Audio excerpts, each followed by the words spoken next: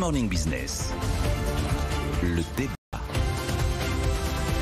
Oui, Jean-Marc Daniel. Tiens, on commence encore par vous aujourd'hui, Jean-Marc. Cet impôt mondial, 15% sur les multinationales, on parle plutôt sur 15%, alors qu'au départ, Joe Biden avait parlé de 21%. Est-ce que l'accord est imminent? Est-ce qu'on y va pour l'automne, par exemple? Alors, je pense que l'accord est en train de prendre forme. Maintenant, est-ce qu'il est vraiment imminent? Je n'en suis pas sûr, et en tout cas, j'espère que non. Pourquoi? Je rappelle quand même... C'est un wishful thinking. Oui, mais j'espère quand même que tous ces gens-là qui prétendent avoir des valeurs démocratiques, qui font la leçon à la planète entière sur le thème « il faut respecter les droits de l'homme », se souviendront quand même que la démocratie est essentiellement axée sur le vote par le Parlement du budget et singulièrement des impôts, que depuis 1215 et la Magna Carta anglaise n'est démocratique qu'un pays qui fait voter ses impôts par les représentants des contribuables.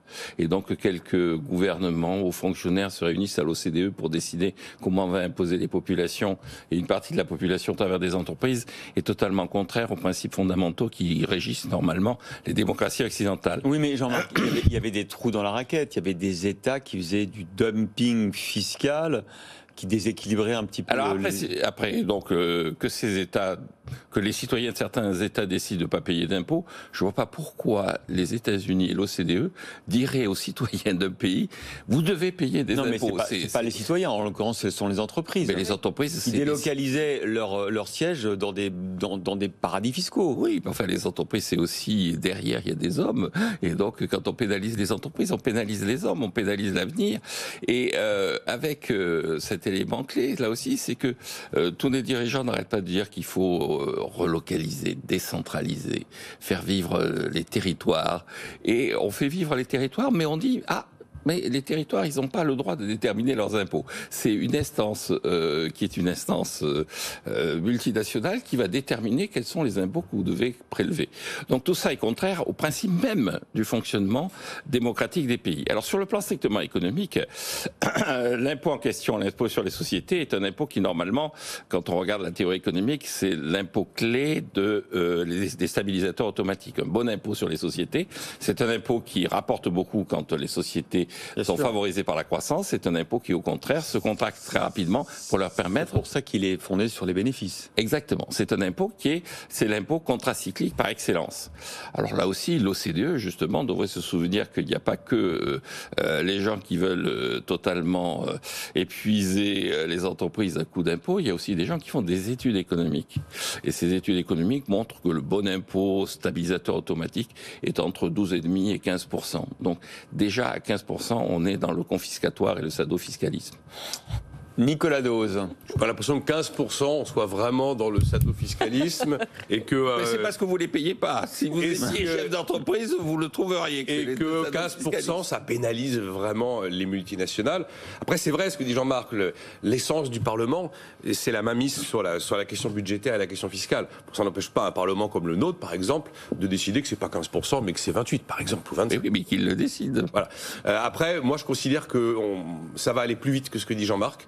Là, ça se joue au niveau des ministres des Finances du G7, puis des chefs d'État du G7, puis de l'OCDE, puis les chefs d'État du G20, en juillet, avec des dates très précises, et la possibilité de voir arriver un traité international pour les 136 pays qui sont engagés là-dedans, et qui serait signé à l'automne prochain. Donc, et objectivement, quand les Américains veulent quelque chose, ils l'obtiennent.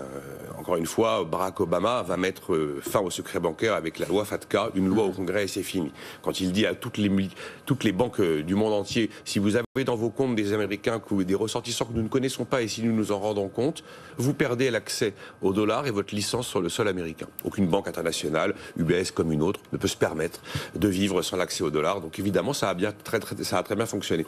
Moi, j'y vois quand même un progrès. On ne peut pas dire qu'il n'y a pas un sujet aujourd'hui, avec des profits qui sont devenus apatrides du fait qu'ils sont numériques, et une fiscalité complètement obsolète, qui suppose qu'il y a un lien entre le territoire où sont réalisés les profits et là où on va taxer ces profits. Donc on a un problème objectif. Joe Biden lui-même a identifié une cinquantaine d'entreprises parmi les 500 les plus riches qui ne payaient pas un centime d'impôt depuis 3 ans. Quand on est à ce niveau-là, on a des problèmes spécifiques dans des secteurs spécifiques pour des entreprises spécifiques. Et donc moi j'y vois quand même trois éléments positifs.